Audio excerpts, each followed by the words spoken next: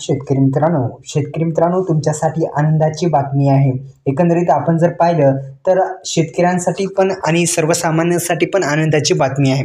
कारण की महाराष्ट्रामध्ये आणि सरकारनं फार मोठा निर्णय घेतल्यामुळे जीएसटी कमी केल्यामुळे अनेकांना सामान्यांना सुद्धा जो जीएसटीचा फटका बसत होता आणि जीएसटीमुळे झालेल्या वस्तूंमध्ये वाढ त्यामुळं शेतकऱ्यांना असो किंवा सर्वसामान्य असो ते फार मोठ्या प्रमाणात या जीएसटीचा फटका बसू लागला आणि जीएसटी कमी केल्याच्या नंतर आता मागेल त्याला सौर कृषी पंप योजनेच्या अंतर्गत लाभदारी हिस्सा भरण्यासाठी जीएसटी कमी केल्यामुळे नवीन धोरणाप्रमाणे आता तुम्हाला हिस्सा रक्कम पुढील प्रमाणे असेल। आता तुम्हाला किती रुपये भरायचे आहेत या संदर्भात आपण कारण की आपण जर पाहिलं जीएसटीमुळे आपल्याला जो पैसे आहेत ते आता कमी भरावे लागणार आहेत।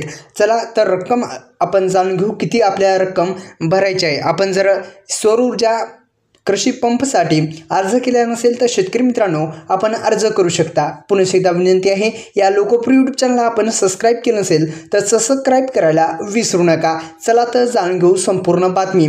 एकंदरीत आपण जर पाहिलं तर शेतकरी मित्रांनो जनरल आणि ओबीसी यांच्यासाठी 3 HP साठी पैसे लागणार आहेत आपल्याला 21,982 रुपये, 5 HP साठी 30,994 रुपये इतकी रक्कम आपल्याला भरावी लागणार आहे। आपलं पाहिलं तर 7.5 HP साठी आपल्याला 42,994 रुपये लागणार आहेत।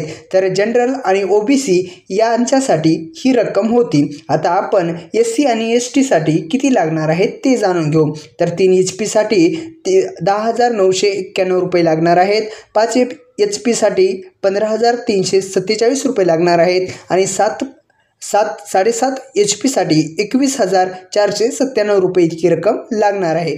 तर मित्रांनो कमेंट करून नक्की सांगा आपण मागेल त्याला सौर ऊर्जा कृषी पंपसाठी अर्ज केलेला आहे का नाही। आपल्या यूट्यूब चॅनलला सबस्क्राईब करायला विसरू नका। हा व्हिडिओ कसा वाटला नक्की कमेंट करा। धन्यवाद।